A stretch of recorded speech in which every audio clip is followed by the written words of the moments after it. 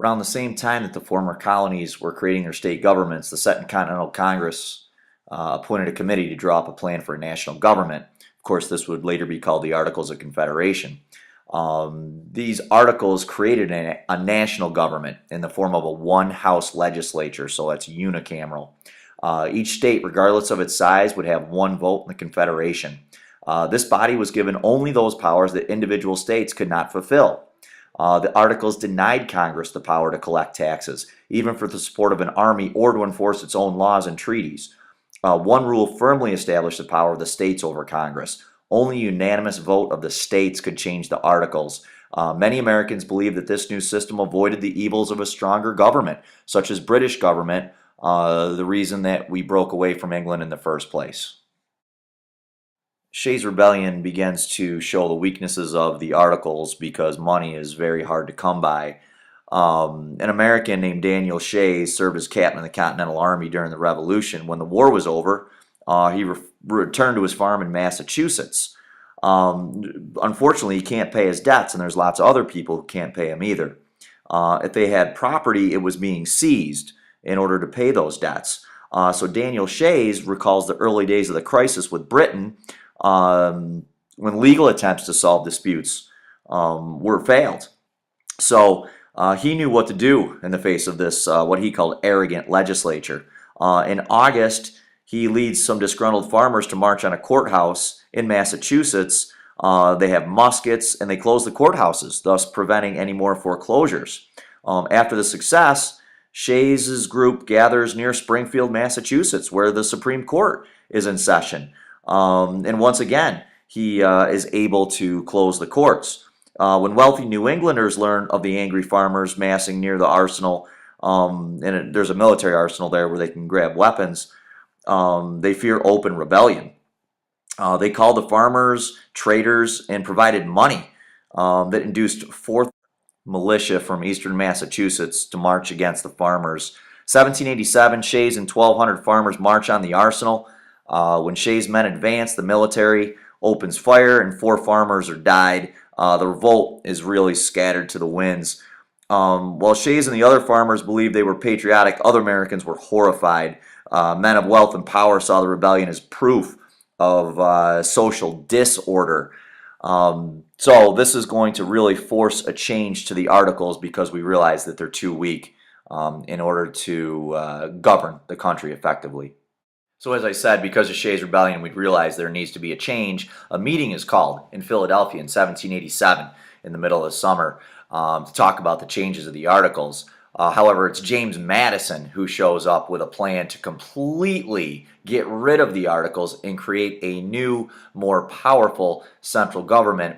Thus, that would be the Constitution. But representatives from the states are just kind of milling around and hanging out, and nobody really knows what the plan is until the bells start ringing one morning. And why that is because General Washington has come to Philadelphia. Now James Madison says, thank God Washington is here. Now we're finally going to get something done.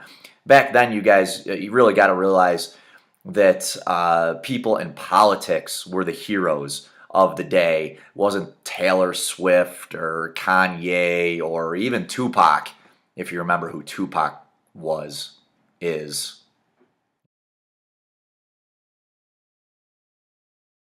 So our founding fathers have decided that they want to create a republic. And remember, a republic is where you vote for representatives to speak for you.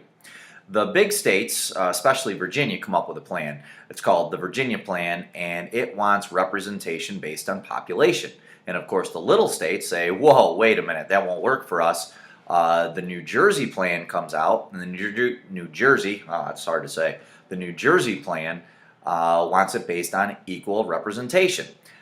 So Connecticut comes to the table, and Connecticut says, well, let's use both plans. This is referred to as the Great Compromise. Through the Great Compromise, we create a bicameral legislature, very much like Parliament. We create the House of Representatives, which is based on population, and the Senate, which is based on equal representation. Then once we create this bicameral legislature, we have to decide how we're going to figure out how to count people. So they create the census. A census is taken every 10 years. And of course, the southern states want African Americans to be counted. The northern states do not. Eventually, the compromise there is called the 3/5 compromise. For every 5 African Americans, they are only counted as 3. So our founding fathers set up a system of federalism, which means layers of government. There's the national level, the state level, and the local level. At the federal level, they really create a separation of powers by creating the 3 branches. The 3 branches of our federal government are the legislative branch, starts with an L. They make the laws. That's Congress, which makes up the House of Representatives and the Senate. Then the executive branch, which is the president, starts with an E, it enforces the laws. And then there's the judicial branch that judges the laws or interprets whether they are constitutional or not. The Constitution is divided into 7 articles. Article number 1 describes the legislative branch, describes their powers, such as they have the power of the purse, they have the power to make laws. Article number 1, they created the legislative branch first because it represents the people. Article number 2 is the executive branch. It tells us the powers that the president has, such as enforcing the laws, he's commander-in-chief, things of that nature. Article number 3 is the judicial branch, and at first, really, the judicial branch doesn't have much power other than creating lower courts. Eventually, the court case Marbury v. Madison will give the judicial branch that power of judicial review. Through creating this new Constitution, which was in itself a revolution because nowhere in the Articles of Confederation did it give our founding fathers power to do this. 2 political parties emerged: the Federalists, who want a strong central government, and the Anti-Federalists, who want the states to retain much of their power.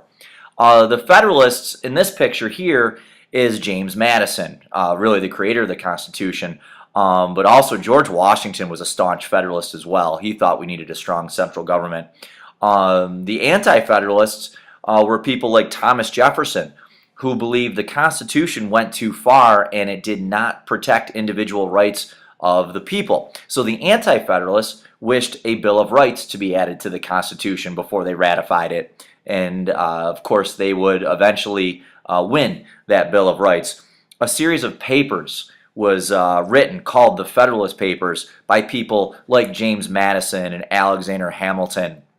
And it was writing to ordinary citizens trying to explain the importance of ratifying this new Constitution. The written Constitution also has kind of an invisible part of it called the Unwritten Constitution. A lot of the Federalists were really good at reading between the lines and creating some rules, such as the Cabinet. The Cabinet really not part of the Constitution, but Washington makes it a precedent, and every other president afterwards creates a cabinet. Political parties, not part of the Constitution, but a huge part of electing presidents and representatives alike. Again, judicial review, a part of the unwritten Constitution because they did not have that power. And lobbying groups. Lobbying groups, for example, would be the NRA, or the National Rifle Association, and they speak to representatives in order to ensure that laws either give them the rights to own guns or to maybe limit people's rights. Different lobbying groups.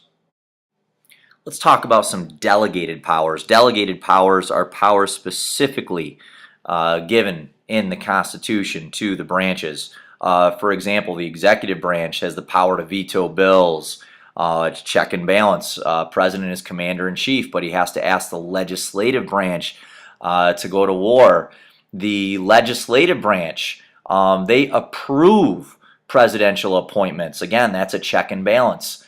They have the power to override vetoes. That would be a check and balance. The president can make treaties, but the legislative branch has to ratify the treaty. And of course, there's the judicial branch, and really the judicial branch's power, because of Marbury v. Madison, is judicial review.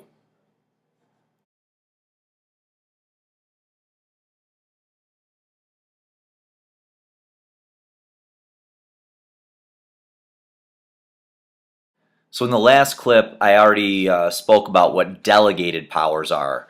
And delegated powers, again, come from the Constitution, specifically written, that our national government has. We also have reserved powers. Those are what the states continue to get, such as public education, although with No Child Left Behind Act, that's definitely changed. Regulations for marriage, how to conduct elections, both at the federal, state, and local level. They also have concurrent powers. Concurrent powers means that they are shared between the state and national or federal government, such as borrowing money, collecting taxes, and making laws. Another real powerful aspect of the Constitution is the elastic clause. The elastic clause really allows the Constitution to remain flexible. It can change with times. The elastic clause gives the federal government the power to do things that are necessary and proper. So if you listen to that wording, it's really very flexible because, who defines what is necessary and proper? So hey guys, this video clip, it's just a quick summation of the week. Hopefully you guys have looked over your notes, the readings that we've done, and you're going to be really ready for your quiz on Friday. I've included a video about Shays' Rebellion that's bigger than what I explained, and one on the Whiskey Rebellion too, especially you guys who really like United States history. They go much more into depth. So enjoy both those videos and keep working hard, you guys. And if my volleyball team is watching this making fun of me, I'll get you back. I will.